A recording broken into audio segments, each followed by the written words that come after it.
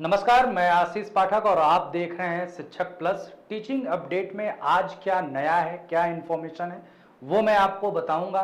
तो इसी प्रकार की teaching update per day basis पर लेने के लिए आप शिक्षक प्लस चैनल को सब्सक्राइब कर लें और वीडियो को ज़्यादा से ज़्यादा शेयर करिए। तो आज टीचिंग से रिलेटेड क्या न्यूज़ है वो मैं आपको बता रहा हूँ कि जो ये मैंने आप लोगों को बताया था कि बीएड वाले जो बच्चे थे जिन पर सुप्रीम कोर्ट का भी रिसेंट में एक फैसला आया है कि जो पहले से बीएड वाले प्राथमिक में टीचर हैं उन पे कोई भी असर नहीं होगा। जो बीएड को प्राइमरी से बाहर किया गया, जब ये फैसला आया था उसके बाद से ये लगेगा, उसके बाद से कहीं ना कहीं बीएड वाले प्राइमरी के टीचर नहीं बन सकते। लेकिन जो पहले से बीएड वाले बच्चे प्राइमरी के अध्यापक हैं उन पर कोई भी दिक्कत नहीं होगी। तो उसी पे एक अगला कड़ी ये है कि नौकरी से संकट टला लेकिन प्रशिक्षण का पेच अब भी फंसा है। बेसिकली जब बीएड को प्राइमरी टीचर के लिए एलिजिबिलिटी दी गई थी उस समय, तो यह कहा गया था कि इनको एक 6 महीने का ब्रिज कोर्स करना पड़ेगा। ठीक है, 2 साल के अंदर अगर ये 6 महीने का ब्रिज कोर्स कर लेते हैं तो ये आपके क्या होंगे, वैलिड माने जाएंगे, डीएलएड के अप्रोक्स हो जाएंगे और ये प्राइमरी के टीचर में सही रहेगा।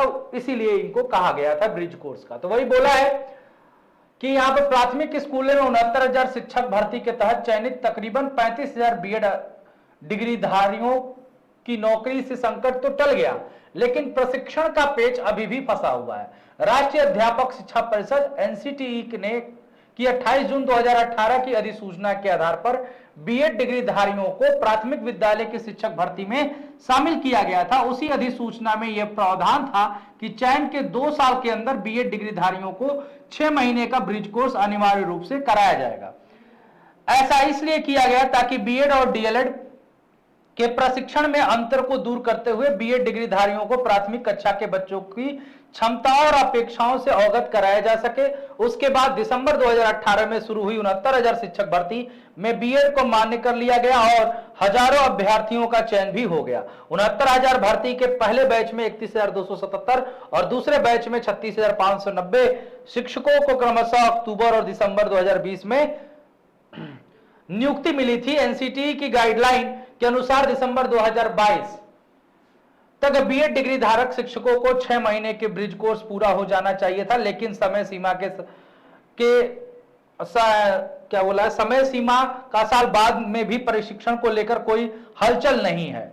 मतलब जो समय सीमा भी आपकी अब पार हो गई, उस पर भी कोई भी हलचल नहीं है कि कब इन्हें कराया जाएगा।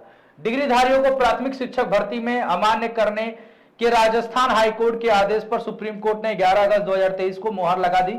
उस आदेश को स्पष्ट करते हुए सुप्रीम कोर्ट ने कहा कि 11 अगस्त 2023 के पूर्व नियुक्ति शिक्षकों की नौकरी पर खतरा नहीं है। ठीक है, कि जो पहले से बच्चे बीएड वाले हैं और प्राथमिक के अध्यापक हैं उन पर नहीं है। अब 11 अगस्त 2023 के बाद बीएड वालों को प्राइमरी के लिए एलिजिबल नहीं माना जाएगा। लेकिन जो लोग पहले से प्राइमरी में अध्यापक हैं, बीएड है, ब्रिज कोर्स नहीं किए हैं, वो कहीं ना कहीं गलत है। तो उसी ब्रिज कोर्स को लेकर ये पेच फंसा हुआ है कि जो 2 साल के अंदर करना चाहिए था, प्रशिक्षण कराने को एनसीटी ने कहा था, वो 6 महीने का प्रशिक्षण 3 साल बाद भी नहीं कराया जा सका। अब क्या होगा, क्या उन्हें कराया जाएगा? जाहिर सी बात है, जैसा जो रूल था एनसीटी का, उस रूल के अकॉर्डिंग इनको करना होगा। तो जाहिर सी बात है कि इन्हें अब हो सकता है कि आगे ये 6 महीने का ब्रिज कोर्स करें, ताकि जो एनसीटी का उस समय गाइडलाइंस था, रूल्स रेगुलेशन का, उसके तहत ये प्राइमरी के अध्यापक बने रहेंगे। बाकी सुप्रीम कोर्ट ने तो साफ साफ फाइनल कर दिया है कि इनके नौकरी पर कोई संकट नहीं है। बाकी ये अपना प्रशिक्षण अपनी संस्थाओं से कहकर जहां भी ये जॉब कर रहे हैं वहां से करके आप 6 महीने का प्रशिक्षण ले लें तो बेस्ट रहेगा। तो ये आपका आज टीचिंग से रिलेटेड कुछ अपडेट है। बाकी ये आ रहा है कि अभी टीजीटी पीजीटी में भी जो पद खाली हैं उसे पिछले वाले वैकेंसी में शामिल करने की बात बहुत जोरों से चल रही है। अब उस पे देखते हैं कि क्या अपडेट आता है। जैसे ही कुछ अपडेट आएगा कि क्या ये नई वाली भर्ती भी उसी में सम्मिलित कर ली जाएगी या इसके लिए अलग से नोटिफिकेशन निकाला जाएगा। शिक्षा सेवा चयन आयोग अपने कार्य में तेजी दिखा रहा है। अब देखते हैं कि इस मुद्दे पर क्या अपडेट आता है। तो इसी प्रकार की टीचिंग अपडेट के लिए आप सभी शिक्षक प्लस चैनल को सब्सक्राइब कर लें और वीडियो को ज्यादा से ज्यादा शेयर करिए। चलिए इसी के साथ मैं आप सभी से विदा लेता हूं। मस्त रहें, स्वस्थ रहें।